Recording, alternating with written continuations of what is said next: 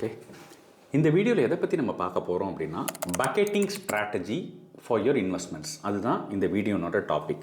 Let's say for example, அதாவது உங்களோட மாத லிவிங் எக்ஸ்பென்சஸ் எல்லாமே மோஸ்ட்லி பார்த்தீங்க அப்படின்னா நீங்கள் பேங்க் அக்கௌண்ட்டில் வச்சுக்கிட்டு உங்கள் கார்டையிலையோ இல்லைனா உங்களோட டிஜிட்டல் பேமெண்ட்லேயோ நீங்கள் அதை யூஸ் பண்ணுவீங்க. அதுக்கு உங்களுக்கு கிடைக்கக்கூடிய வட்டி பார்த்தீங்க அப்படின்னா 2-3%.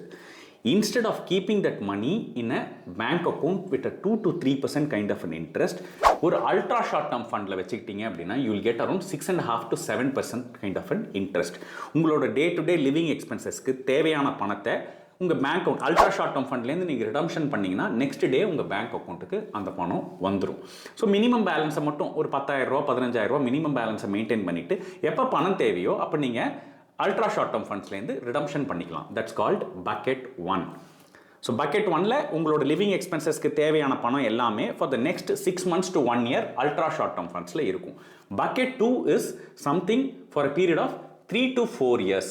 ஸோ 3 to 4 yearsக்கு தேவையான பணம் வந்து பக்கெட் 2ல் இருக்கும். ஸோ விச் மீன்ஸ் 3 வருஷம் 4 வருஷம் கழிச்சு பக்கெட் 2ல் இருக்கக்கூடிய லாபம் இருக்குது பார்த்தீங்களா. இப்போ ஒரு உதாரணத்துக்கு நீங்கள் ஒரு 3 லட்ச ரூபா இன்வெஸ்ட் பண்ணியிருக்கீங்க. பக்கெட் 2ல் எனக்கு கிடைக்கக்கூடிய லாபம் வந்து 4.5 லட்ச ரூபா அப்படின்னா உங்கள் 3 லட்ச ரூபாவை பக்கெட் 2ல் அப்படியே வச்சுக்கிட்டு அந்த 1.5 லட்ச ரூபா லாபம் இருக்குது பார்த்தீங்களா, அதை பக்கெட் 2லேருந்து பக்கெட் 1க்கு நீங்கள் மூவ் பண்ணிடலாம். ஸோ உங்களோட பணத்தை மாதம் நீங்கள் இன்வெஸ்ட் பண்ணிட்டு வந்தீங்க பார்த்தீங்களா, அதுக்கு அடுத்த 6 monthsோ 1 yearோ உங்களுக்கு தேவையான பணம் வந்து இப்போ பக்கெட் 1ல் வந்துருச்சு பக்கெட் 2ஓட லாபம் மூலமாக. ஸோ அந்த பணத்தை நீங்கள் பக்கெட் 3க்கு கொண்டு போனீங்க அப்படின்னா that is for your long term investments for a period of 10 years plus. At any point in time bucket 10ஓட இன்வெஸ்ட்மெண்ட்ஸை நீங்கள் தொட வேண்டிய அவசியமே வராது.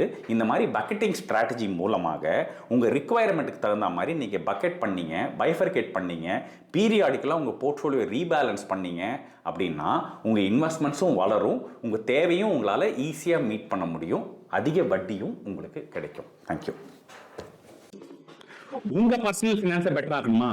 Please get in touch with us.